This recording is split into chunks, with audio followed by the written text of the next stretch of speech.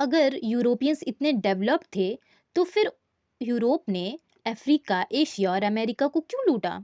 सवाल आता है ना? यहीं पे आता है सच्चाई इंपीरियलिज्म की। यही है इंपीरियलिज्म का असली सच।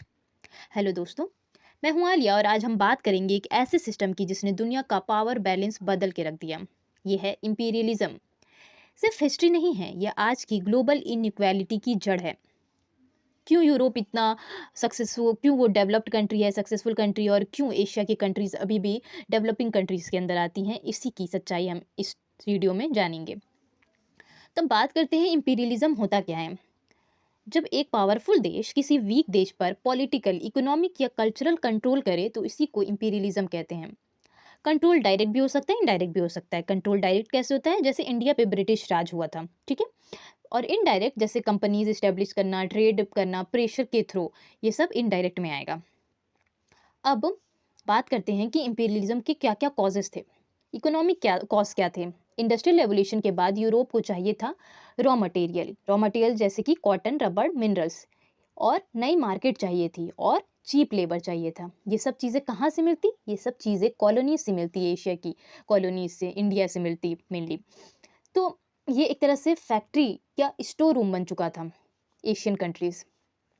पॉलिटिकल कॉजेज भी थे, जैसे कि यहाँ पे दिखाने के लिए होता था कि जिस कंट्री के पास जितनी ज़्यादा कॉलोनीज होगी वो उतना ज़्यादा पावरफुल होगा। जैसे कि ब्रिटेन, फ्रांस, जर्मनी के अंदर एक कंपटीशन आ गया था कि किसके पास कितनी ज़्यादा कॉलोनीज होगी। जिसके पास जितनी ज़्यादा कॉलोनी, उसके पास उतना ज़्यादा नेवल बेस, उसके पास उतना ज़्यादा ग्लोबल डोमिनेंस।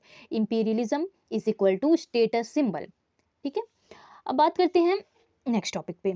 स्ट्रेटेजिक कॉजेज क्या थे? स्ट्रेटेजिक कॉजेज ये थे कि इंपॉर्टेंट सी रूट पे कंट्रोल किया गया। कैसे? सिक्योरिटी के नाम पे। जैसे केप ऑफ गुड होप्स जो है उसको कंट्रोल किया गया। बफर स्टेट बनाए गए और नाम दिया गया कि हम आपको सेफ्टी देंगे। इससे और कंट्रीज इन्फ्लुएंस हुई और इसी के नाम पे कंट्रोल किया गया। फिर आते हैं नेक्स्ट पॉइंट पे, सुपियोरिटी कॉम्प्लेक्स। यूरोपियंस मानते थे कि वो बहुत सुपीरियर हैं, बाकी जितनी कंट्रीज के लोग हैं बहुत बैकवर्ड हैं। उनको लगता था उनके ऊपर वाइट मैन प्रेशर है, उनके ऊपर जिम्मेदारी है अदर कंट्रीज को, अदर पीपल्स को, लाइक इंडियंस को, उनको सिविलाइज बनाना है। रेसिज्म, कल्चरल इग्नोरेंस, कल्चर के नाम पर एक्सप्लॉयटेशन कर रहे थे वो लोग। असल में उन्होंने बहुत सारे मिशनरीज को भेजा यूरोप से इंडिया में ताकि वो रिलीजन स्प्रेड कर सके, ताकि उनका नेशन और प्राइड करे और हम ग्रेट है नेशन, मतलब ईगो को सेटिस्फेक्शन देना था उन्हें। उनको दिखाना था इंपीरियलिज्म के नाम पे कि वो कितने ज़्यादा महान हैं। पर सवाल यह है कि इंपीरियलिज्म ने दुनिया को दिया क्या? बात करते हैं इसी में कॉन्सिक्वेंसेज ऑफ इंपीरियलिज्म। क्या हुआ इंपीरियलिज्म से? What happened with because of imperialism? सबसे पहले इकोनॉमिक एक्सप्लॉयटेशन हुआ। वेल्थ यूरोप लेके चली गई। जितना भी इंडिया में वेल्थ था, जितने भी हीरे थे, जितना भी गोल्ड था, जितनी भी चीज़ें थी इंडिया एक टाइम पे सोने की चिड़िया कहलाती थी, उस सब कुछ यूरोपियंस लूट के ले गए। आज भी आपको देखने मिलता होगा। कॉलोनीज पुअर रह गई, जैसे कि इंडिया। ट्रेडिशनल इंडस्ट्री डिस्ट्रॉय हो गई बहुत ज़्यादा। हम जब हिस्ट्री पढ़ेंगे, मॉडर्न हिस्ट्री, तो उसमें हम लोग जानेंगे कैसे हमारे हैंडीक्राफ्ट डिस्ट्रॉय हो गए, कैसे हमारे वो वर्कर्स डिस्ट्रॉय हो गए, हमारे ट्रेड, हमारे वूल, हमारे जितने भी कपड़े बनाने की फैक्ट्रीज थी, सब कैसे डिस्ट्रॉय हो गई। जो लोग रिच थे वो और रिच होते गए और जो पुअर थे वो और पुअर बनते गए। पॉलिटिकल इनस्टेबिलिटी हो गई क्योंकि बॉर्डर को आर्टिफिशियल बॉर्डर बनाए गए अलग अलग जगह पे। उस टाइम पे इंडिया में बंगाल को पार्टीशन किया गया था, वेस्ट बंगाल और ईस्ट बंगाल में, रिलीजन के नाम पे। इतनी कॉन्फ्लिक्ट पैदा कर दी गई और गवर्नेंस सिस्टम बहुत ही वीक कर दिया गया। आज के अफ्रीका एंड मिडिल से ईस्ट के कॉन्फ्लिक्ट का रूट यही है।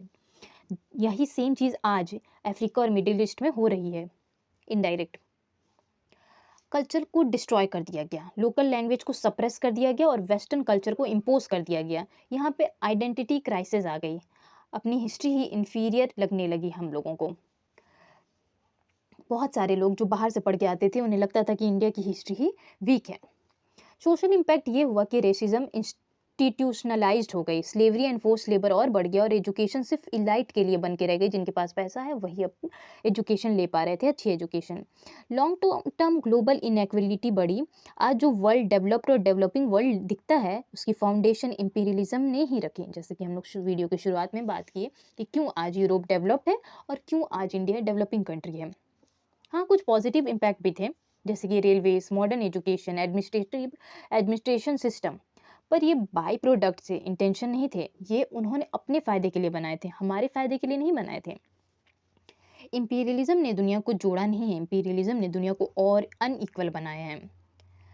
तो दोस्तों, सोचो, क्या आज का इकोनॉमिक डोमिनेंस नया फॉर्म ऑफ इंपीरियलिज्म नहीं लगता? कमेंट सेक्शन में ये ज़रूर बताइएगा। और अगर आप हिस्ट्री को सिर्फ डेट्स नहीं, सिस्टम और पावर के लेंस से समझना चाहते हो तो सब्सक्राइब करो लर्न विथ हालिया, क्योंकि हिस्ट्री सिर्फ पास्ट नहीं होती, वो प्रेजेंट को कंट्रोल करती है। Thank you. जय हिंद।